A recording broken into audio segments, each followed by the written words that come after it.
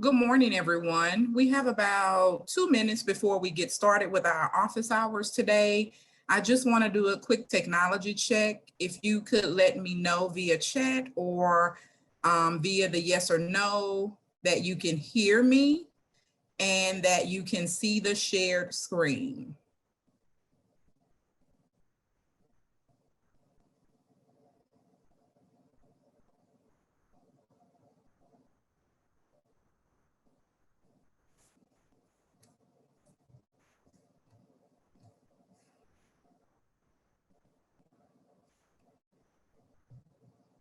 All right, looks like I do have one person that's able to hear and see me.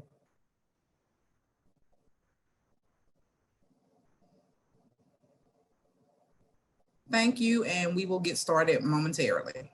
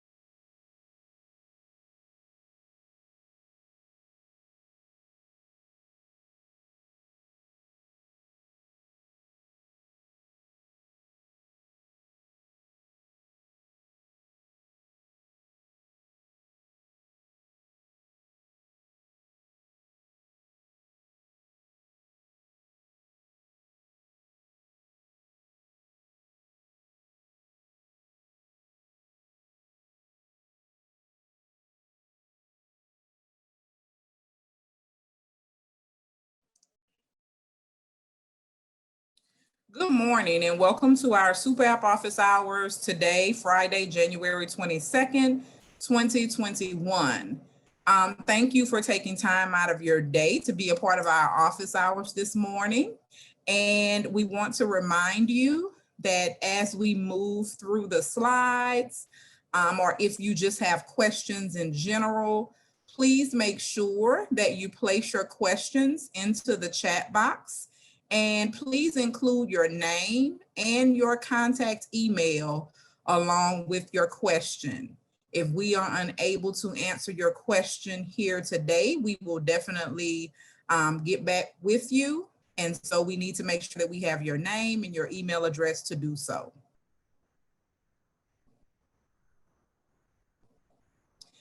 The deck will be available either close of business today or next week.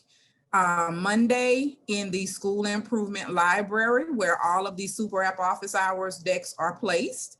We just want to remind you that as well. So again, for those of you that may have joined while I was giving the housekeeping, if you have any questions, please place your questions into the chat and make sure you include your name and your email address along with your questions. All right, today our agenda, we are going to go through some of the school system planning review. We're going to give you a few reminders from federal support, and then grants management is going to provide you with some reminders. We're going to open the floor for questions, and then we will talk about the support that is available to you. All right, our 21-22 school system planning review. Please note that all 2020, 2021, 2022 Super App and school system planning materials can be found in the department School Improvement Library. And as you are aware, this link is live for you. So once you receive the deck, or if you go back through any of the decks that we've done over the past few Fridays, you can definitely click this link. Also, to access any of the presentation recordings from the Super App launch, you will be able to click that visual as well and make sure that you can access those documents if you choose to do so. Just a reminder of our Super App school system planning process. As many of you are aware, we go through this entire process of collaboration and talking within the school systems and making sure that you can identify the priorities within your school systems by reviewing your data and just looking at and having conversations with your teams to put those things together for the upcoming year. Once you identify your priorities, then of course you work to develop an aligned budget. So school systems budget the formula funds and request competitive funds in alignment with the priorities that you set. And then once you've identified the priorities and then developed an aligned budget, you then implement with support. So school systems implement approved plans with support from system relations team and professional learning partners.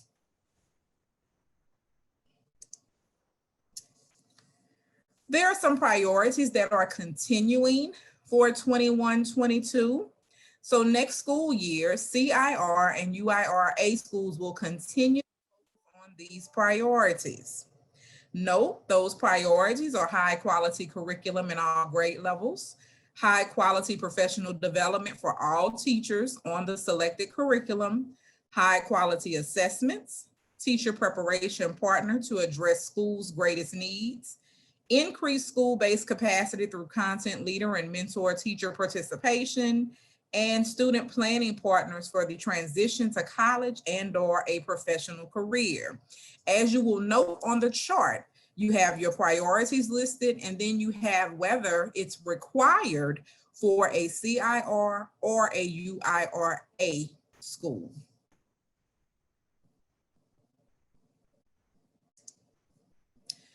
There are also some new or improved priorities for 21-22.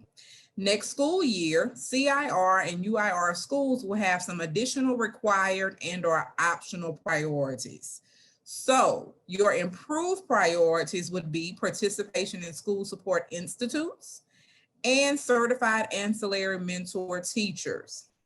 The new priorities would be K-2 literacy content leaders and culturally responsive PD.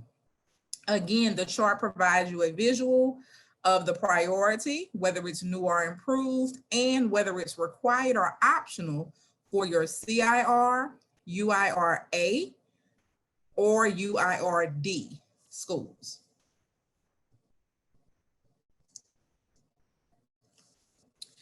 UIR discipline requirements. Why are we focusing on this? In order for students to be successful, they must engage in a positive, inclusive, and culturally responsive learning environment that develops social, emotional, and academic skills to cultivate personal agency and lifelong success. Louisiana will build the capacity of educators to provide students the unique support they require to be successful both personally and academically.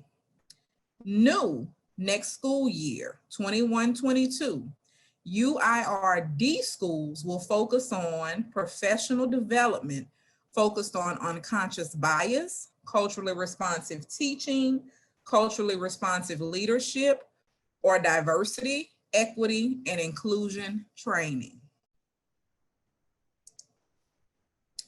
School improvement best practices update. We started including this in our last office hours, so we want to make sure that we bring special attention to this particular update. School improvement best practice WT 4.1. Super App item WT 4.1 enables school systems to request optional competitive funding for CIR schools to implement a variety of school improvement best practices.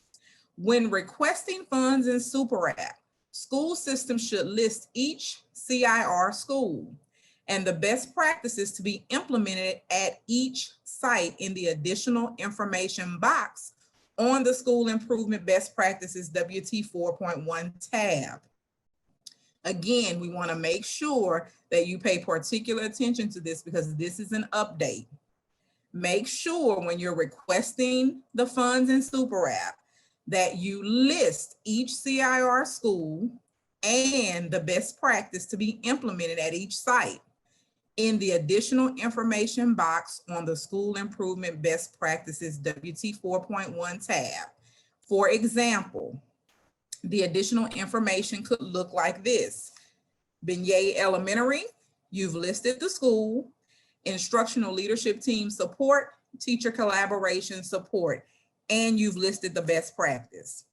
Same for Pelican Middle School, instructional leadership team support, teaching standard support. You've listed the school and the best practice for that site.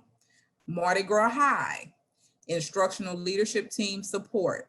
Again, you've listed the CIR school and the best practice at that site. Please make sure you pay particular attention to this slide. Continue. Also, in the additional information box, school system should include a funding request of $8,700 per site for portal access and coaching support at each CIR school, which is implementing at least one best practice.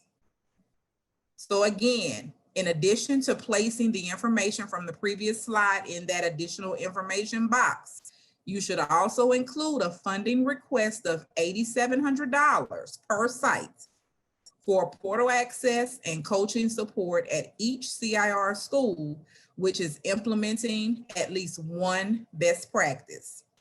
Adding to the example from the previous slide, a correctly completed additional box information is below. So you see we have listed from the previous slide, Benyei Elementary and the particular strategy, Pelican Middle School, and then Mardi Gras High. And then you see additionally, you have that funding request for portal access and coaching support. You have 3 schools listed, so you need to have $8,700 times 3 schools, which is $26,100. Again, we're asking that you pay particular attention to the last 2 slides, as that is new information that we are providing. All right, as you are aware, the School System Planning Guide provides you with guidance on how a school system will build a plan and submit Super App for formula and competitive funds to support that plan. For those who are generally familiar with the school system planning process, each section throughout the guide includes new this year call-out boxes, which highlight the notable changes from last year. And then you see a visual of what that new this year call-out box looks like. All right, some key actions for you for January. This information can be found on page 13 of your school system planning guide. So you should be, at this point, completing the contacts and assurances in the central data in the electronic grants management system. And you should have begun to enter data into Super App. So you've been planning, you've been having your meetings, you've come up with your priorities. And at this point you've completed your workbook. And at this point, you're ready to begin entering that information into Super App. So again, make sure you complete your contacts and assurances in central data, and you enter the data you begin to enter the data into Super App in EGMS.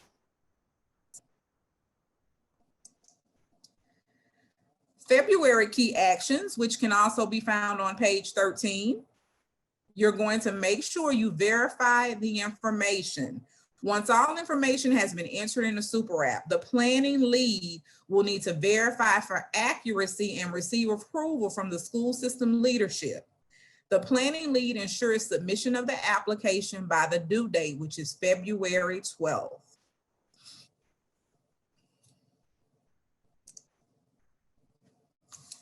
CIR/UIR review process and allocation of competitive funds.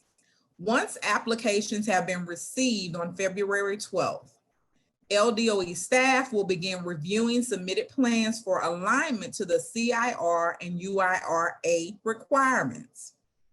Should LDOE require clarification of a supplied response, or in the event a school system has not met all CIR, UIRA approval criteria, in mid-March, LDOE will return the school system super app for revisions. At the same time, LDOE will also provide each school system with a document that specifies areas of needed clarification or revision. In mid-April, LDOE will provide each school system with a detailing final approval, status, competitive funding allocations, a list of eligible expenditures, and a recommended approved CIR UIRA implementation timeline. So again, let's walk through this again. Once the applications have been received on February 12th, LDOE staff will begin reviewing the submitted plans for alignment to the CIR and UIRA requirements. Should LDOE require clarification of a supplied response, or in the event the school system has not met all the CIR, UIRA approval criteria, in mid-March, LDOE will return that super app for revisions. At the same time, you will also receive a document that specifies areas of needed clarification or revision. In mid-April, LDOE will provide each school system with a document detailing final approval status, competitive funding allocations, a list of eligible expenditures, and a recommended approved CIR UIRA implementation timeline. All right, from the federal support team, this is just a reminder about your non-public information that is to be uploaded with your February submission. So make sure that you are prepared to upload the intent to participate. That must be uploaded in your February super app submission. Your affirmation of consultation and agreement will be uploaded with the second super app submission. A few reminders: make sure you spell out the school and school district's name. Please do not abbreviate. You're gonna upload certified mail documentation. That would be those green cards and mail receipts only if the non-public school has not returned the intent to participate form that will be declining services. Do not upload the non-public needs assessment forms, consultation agendas, etc. All right, so I'll turn it over to Mr. Littleton for your grants management reminders. Good morning, and thank you, Ms. Kenya. So there were just a few things we wanted to toss in for you guys, just as reminders as you move through the super app. And it's those things that most often are trip ups as you go through. So just remember that as you prepare to start budgeting, all funding must be invested on the allocations tab prior to the funds being available on the budget detail page for your budgeting. Several questions come in that you've navigated to your budget detail and the funds are not available. Remember, in order for them to show up on your budget detail, you first invest that funding on the allocations tab. The sort function that was built in to help you guys with budgets once they were complete to sort out by fund source. Remember that the sort function should not be used when entering new data into the budget detail. This can cause a loss of data. If you happen to be in the sort mode and you're entering your budget detail, you may find that when you save, you may lose 3 or 4 lines of the data that you've entered. So be sure that you're not entering that data in sort mode. Again, reminder, non-public budget detail is not required for the original submission of Super App, and that submission deadline is February 12th of 2021. And once we've received the submissions by February 12th, the department will review and approve these budgets by April of 2021.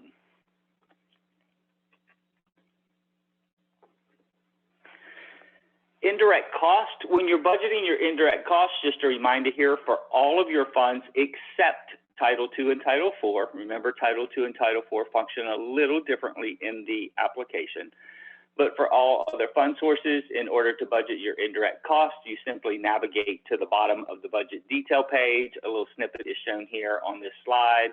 In the program drop down, you would select the fund source for which you're attempting to budget your indirect cost and click go. That will align this page for the fund source that you're working with. And we've highlighted the interval field for your indirect costs. So the application will always display your indirect cost rate percentage, your maximum indirect cost that can be claimed, and then there's an interval field for you to actually input the amount of indirect cost that you are going to charge against the selected fund source.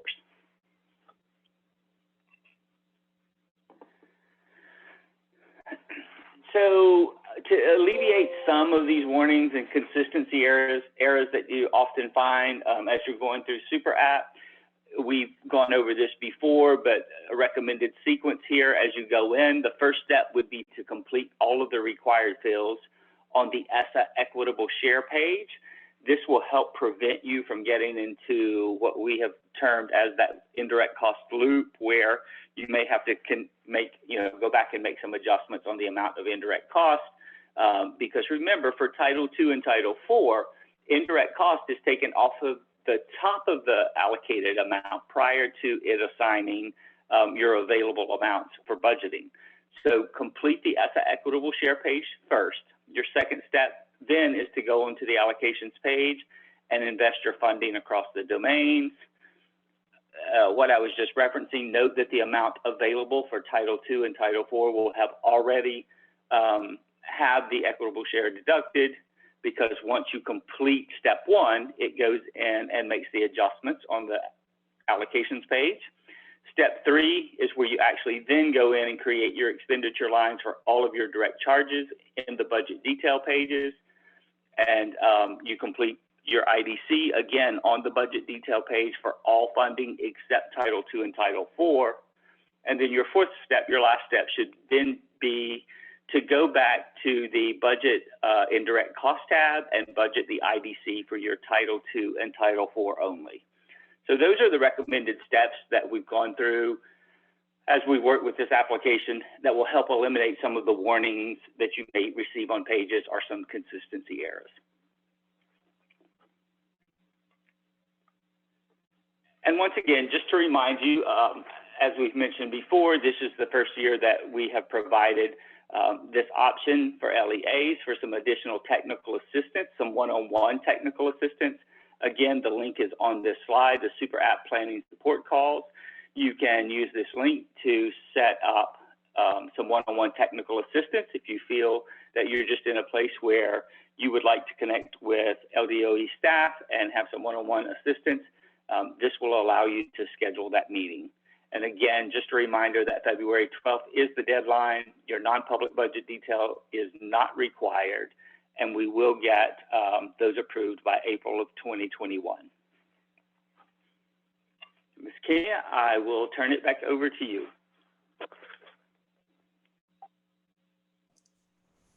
Thank you. At this time, those are all of the reminder slides that we have for you this morning. And we want to open the floor for questions. So we will pause and allow our colleagues to look at any questions that have come through and provide you with some responses if they have not replied to you already directly. So we'll pause here.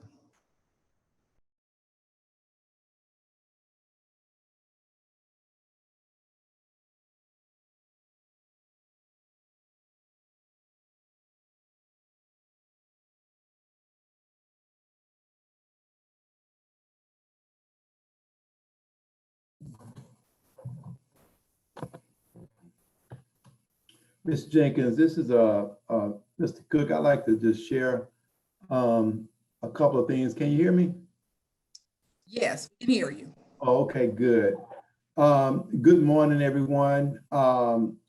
With those reminders, and in particularly the ones that we have for the due date of the application, I just want to emphasize how important it is for the agency to receive those applications on February 12th. You know, we're working with a very, very tight timeline to make sure that our team can get the awards to Bessie for the competitive awards to Bessie in April. So that's going to require, one, those applications being submitted timely on February 12th. And then two, we plan to give everyone feedback regarding whether changes are required no later than like mid-March. And so that's going to require someone being on standby so that when they get the application back, that they will make those changes and get them back to us expeditiously. And so it is very important that everyone keep themselves in a posture to respond to any of our feedback that we give you and to get those applications submitted to us timely. So just wanted to share that information. Thank you. Thank you for that additional information this morning. At this time, do we have any questions that have come through that need to be shared out with responses?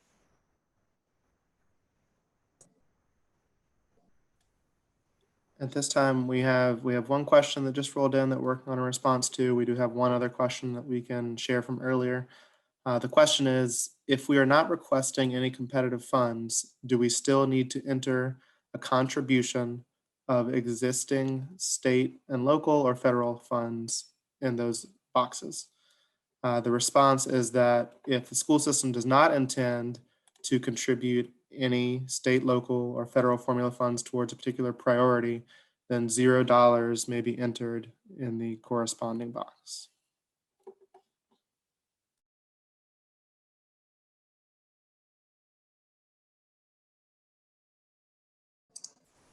Thank you, Mr. Brown. We'll await any other questions that may come through. So again, if we will just have a few moments of silence as we wait for questions to come through or for answers to be provided. We thank you all for your patience.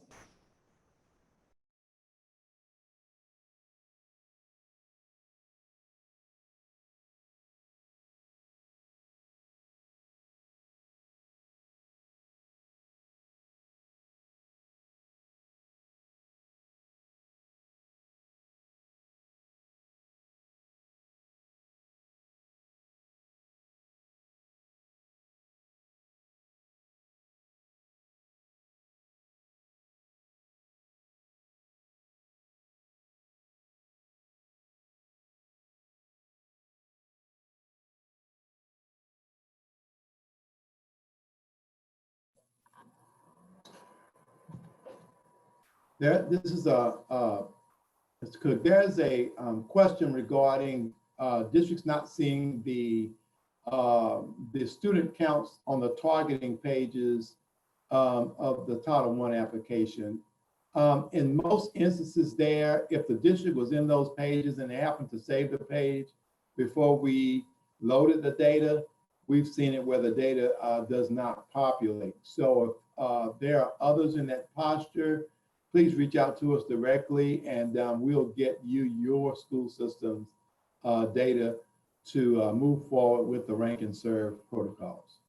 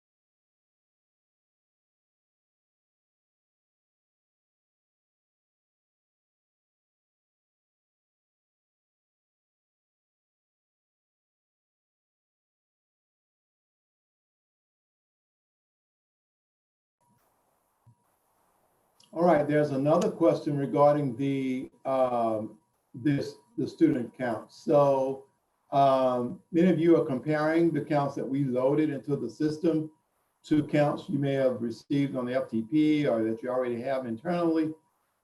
We just ask that you ensure when you're doing the comparison, make sure you're only including students ages 5 through 17, because that's what we loaded into the system. Only the students ages 5 through 17. Then many of you already know that there should not be any preschool counts in those counts. And in terms of high school students that are over age 17, although they're not included in the rank and serve count numbers, they still can receive services from your Title I funds.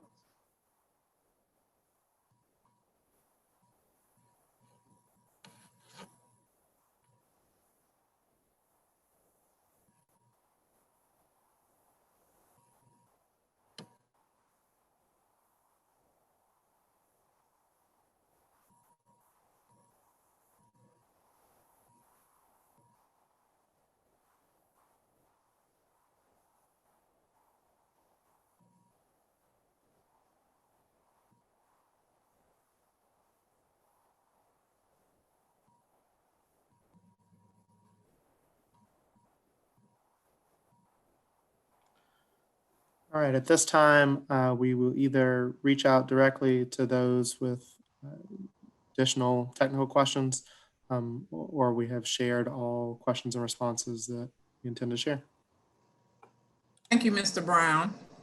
All right, I've placed our last slide up just as a reminder of the support that we have for you all around the Super App. Of course, you know, all things Super App are located in that school improvement library on our website. Many of you do a wonderful job of making sure that you check the weekly newsletters that come out to ensure that you have the latest information. You also have System Leader monthly calls. You have Super App planning support calls that Mr. Littleton reminded you of. The school system relations team, of course, is there to support you. And these weekly Super App calls on Friday are there for support as well. Many of you already know if you have questions, you reach out to your school system relations team first. And if not, then make sure you reach out to the Super App. You can reach out to the help desk and make sure you place Super App in the subject line. All right, I'll do a last call here. Mr. Cook, do you have any additional information you would like to provide, or Mr. Littleton, before we end our call today? No, Ms. Jenkins, thank you. And just thanks to all the districts, all of our school systems who we know you're working tirelessly to try to meet all these deadlines that we have. We just appreciate all the work that you do. That's all I'd like to share. Thank you. Thank you so much. We appreciate that as well. To all, thank you for your participation today. If you have any other questions after you leave this call, you know how to contact us, and make sure that, again, if you have any questions, there is the help desk for you. Place Super App in the subject line and we'll do our best to get you an expedited response. Thank you again and have a great Friday.